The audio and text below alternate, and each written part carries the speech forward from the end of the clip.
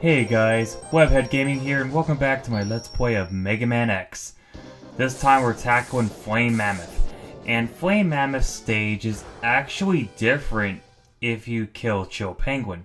When you defeat Chill Penguin, the entire stage turns all icy, and the lava that would originally be here is now nothing but ice. So, yeah, this stage pretty much becomes a non-issue after you kill Chill Penguin. And if you want to make it easier for yourself, kill Chill Penguin. Simple as that. But even with the fire on, I don't think the stage is that bad at all.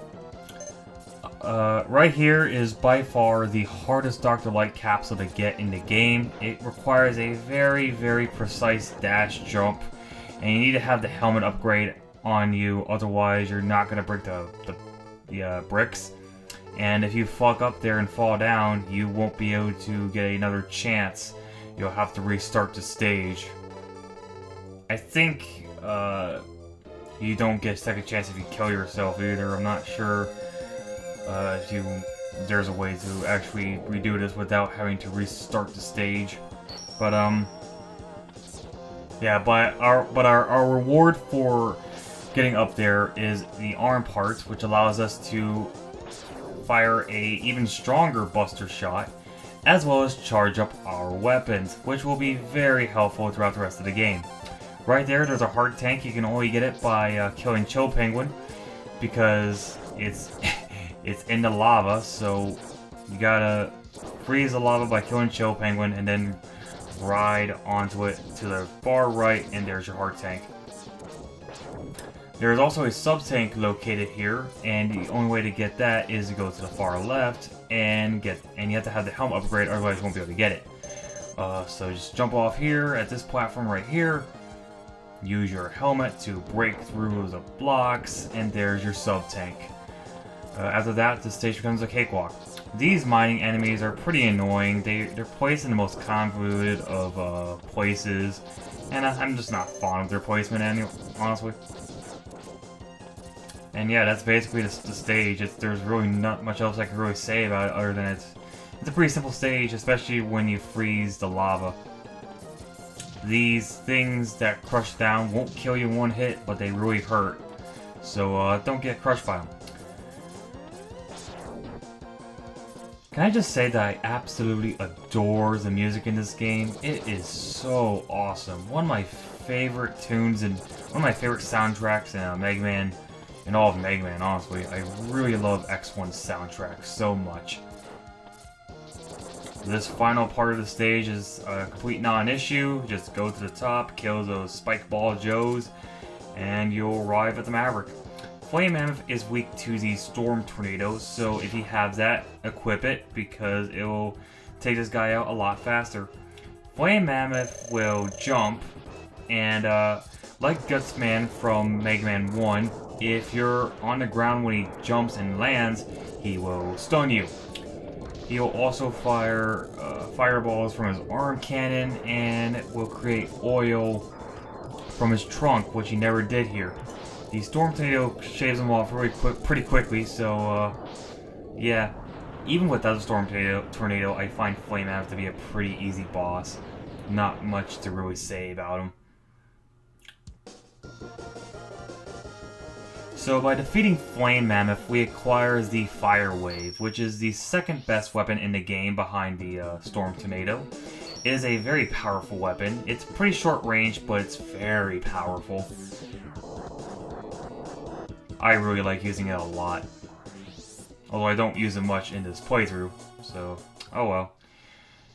So now we're tackling Armored Armadillo, and Armored Armadillo stage is by far the best stage in the game when you want to grind for health for your sub-tanks, because it's filled to the brim with these bat enemies that die in one hit, and in this stage in particular, they seem to drop so much of the large energy pellets. It's ridiculous.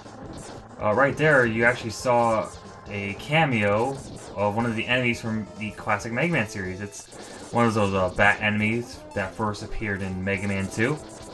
That's a pretty nice placement. It's pretty charming, I gotta say. Nice cameo. But Armadillo stage is definitely a pretty simple stage. It's filled to the, like I said, it's filled to the brim with these bats that give you so much energy pellets. It's so retarded. This enemy right here, you can take out really quickly with the fire wave. I'm doing it here just for the hell of it. If you go to the far left, when this thing comes out, you'll find yourself the third sub-tank. There's 4 sub-tanks total in the game.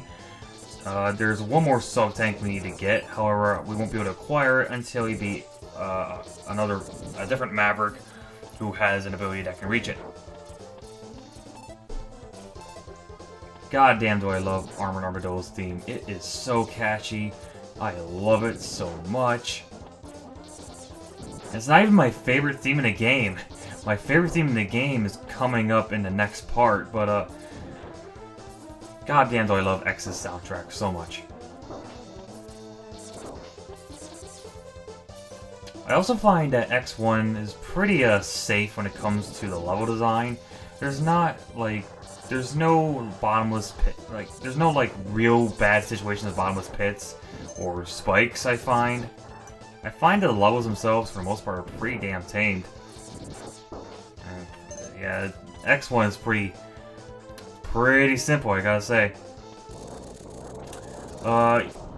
Kill this enemy really quickly because you want the heart tank that's in here. If this enemy actually goes all the way, the whole rock formation will fall apart and you won't be able to acquire that heart tank at all. So make sure you kill it really quickly. Fire Wave seems to do the best job. I think you can kill it very quickly with the Storm Tornado as well, but I don't know. I think Fire Wave does a better job. And then we end off with this really awesome mining cart section that slows down the game, but it's still awesome.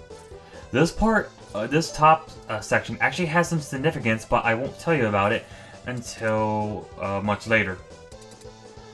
Armored Armadillo is pretty goddamn tough without his weakness. I think he deflects your regular pellet shots, and it's pretty annoying. But with the electric spark, you can take that armor right off, and he'll just resort to using his head cannon, which is pretty easy to dodge for the most part. But Armored Armadillo still packs a punch when he hits you when he's rolling, so don't underestimate him. Even when he lost his armor, he still packs a fucking punch. Electric Spark does shave his health off pretty quickly. I had to use a sub-tank because I was about to die, because again, you know, Armored Armadillo is a pretty tough motherfucker. But regardless, with the Electric Spark, I find the boss to be pretty tolerable. He's not too bad. You can hit him while he's rolling, so yeah, not much to really say about his fight other than it's pretty tough without the weakness. So by beating Armored Armadillo, we acquire the Rolling Shield, which is without a doubt the worst weapon in the game. It has such a low ammo count, and it is so weak. It's garbage. Absolute garbage. It's really only effective against the boss coming up and the final boss. That's it. Don't use it at all. Oh, don't use the normal version of it. The charge-up version is actually really effective, but anyway, we are now at Launch Octopus, and Launch Octopus's stage is probably the most annoying stage in the game, honestly. Mostly because it has 4 sub-bosses that, unless you don't know about the Storm Tornado, take forever to kill. Well, 3 sub-bosses if you don't know about the hidden area, but regardless, it can be a pretty annoying stage for your first time. These seahorses like to pop up incredibly fast, and they'll just roll once and not too hard. And as always, in Mega Man, you can jump higher in water. Even though you're made of metal, you can, for some reason, you still jump higher in water. We'll just go with the logic, you know. I don't mind it at all.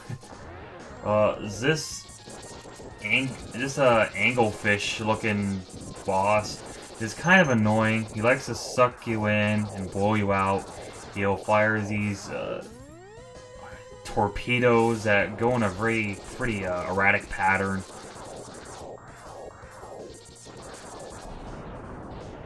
And I think Storm Tornado can do just as good of a job taking them out, but I prefer using the X-Buster, honestly. In fact, the Storm Tornado is actually really good for the sub-bosses. it makes mincemeat out of most of them. Oh, this boss is even more annoying. This mini boss is even more annoying because not only is he blowing and sucking wind, but now there's spike pits. And as always, if you get into the spike pit, you die instantly. So try not to fall in. I don't know what the scope does. I've always killed the scope before I kill the main body, so I don't know what that does. I'm sure it's a pretty annoying attack, but whatever. The boss is dead. The heart tank is pretty cleverly hidden in Launch Octopus stage. You need to ride these cyclones up to this ship, and you need to blow the crap out of it. And just be careful to avoid all the bombs that's throwing at you, as well as these annoying gyro enemies that were in Storm Eagle's stage. And then it will come crashing down.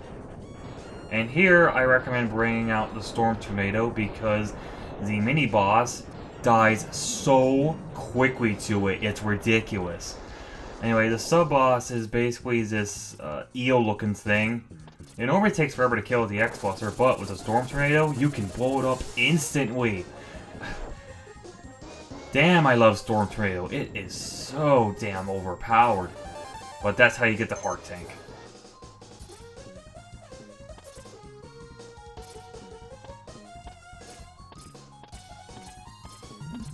I love this theme tune. So, there's actually one more sub-boss we have to deal with. And, it's basically the same exact sub-boss as the one we fought for the heart tank.